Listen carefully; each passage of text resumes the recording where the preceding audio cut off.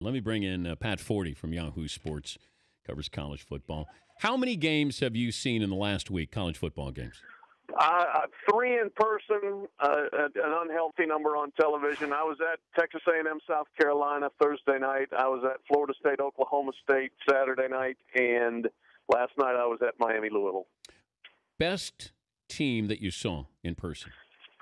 I got to say Texas A&M. I mean, they were dazzling. And part of that, I guess, was the shock factor that not only did we not expect them to dominate, didn't expect them to win. So, but they played so well. They executed brilliantly. I think everybody got a full appreciation of Kevin Sumlin as, a guy who wasn't just helping Johnny Manziel along. He knows what he's doing. Speaking of which, though, with Kevin Sumlin, I think we were surprised. I think there was talk that he was going to go to the NFL, decided to stay at Texas A&M as they sweeten the pot there. How long does he stay in college? Because this is the kind of offense that we see the NFL, with Chip Kelly, and Kevin Sumlin is, right there as one of those great innovators. Sure, and I think it's going to be an annual taffy pull for Texas A&M to try to keep him there. I think if his teams keep producing like this, other people are going to come knocking, and they've gotten to the point they may be able to keep him from any of the rest of the college programs, which is saying something to Texas A&M. But the NFL is a whole different animal, and I think a lot of people have just always said that's inevitably where he's going to end up. I think he'd be a really good NFL coach. I mean, I think he works well with players and has a good demeanor for that. But he also, he likes kind of being king of the castle, too. And he certainly got that in college more so than you would in the NFL. The story of the weekend was what? To me, it was how many teams I was unimpressed with, really. I mean, good teams like UCLA, Florida State, a little shaky. Alabama, certainly shaky. Ohio State, we expected to be shaky and was shaky. And I was looking around saying, other than Texas A&M and Georgia, who was dazzling out there? And I'm not sure anybody else was. So that was kind of what stood out to me. What team would worry you long term that was not impressive? A top 10, top 15 team? Well, since I stuck my unintelligent neck on the line and said I thought UCLA could win it all, I am concerned. The offensive line was not good. Brett Hundley looked tentative. The defense was lights out, but I'm a little concerned about the offense there. And you look at them, I mean, the schedule's really hard. They've not only got to go, they're playing Texas and Arlington in 2 weeks. They have Oregon, Stanford, and USC. Now, all three of those come to Pasadena, but still, they're going to have a Pac-12 championship game if they're good enough. So I am concerned watching them. Yeah, USC looked good. A nice little tune-up there as you get ready to play Stanford. But, man, right out of the gate, you got Stanford if you're USC. What do you think? That's tough. I mean, and it's at Palo Alto, and Steve Sarkisian was 1-4 against Stanford when he was the coach at Washington.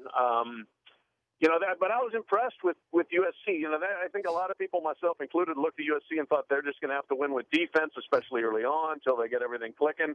No, I mean, their offense was very good. They had 700 yards, and maybe Fresno's just the worst defensive team imaginable. But still, they made it work against them.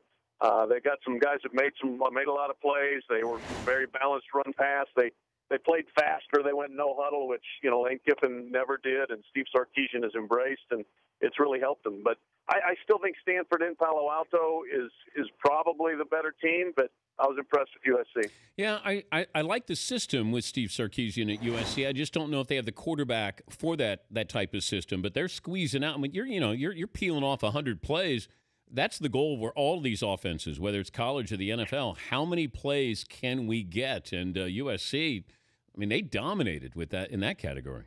Yeah. I mean, it was obviously the fastest USC has ever played, and they handle it really well. That's the thing. Sometimes you see teams that try to go up tempo, and it's a bit of a mess when they haven't done it before. But it looked like they put their spring and summer time to good use because they were ready to do it that way, and it looked very impressive. Again, Fresno State, we'll have to see, what they turn out to be, but very nice opening weekend for Steve Sarkisian. What about Baylor quarterback Bryce Petty with a couple of cracked vertebrae? Right, yeah. I mean, obviously a bad development in the game. They were winning easily. From what I've heard, it's the kind of injury he can theoretically play with. There could be some soreness there, and he could have, have an effect. But medical people I've heard, they think that he can play through this. I just hate the idea of him taking shots to the back in that situation. But you pad him up and hopefully you tell him to play smart. Don't run and get rid of the ball when you need to, but because he's so important to that offense. Now, Art Browse seemingly can work with a trained chimpanzee at quarterback, but still, Bryce Petty's good. You want him in there. Bad uniforms over the weekend. Oh, plenty. I thought Miami last night looked distressingly like South Florida, and nobody wants to look like South Florida. Maryland, always bad.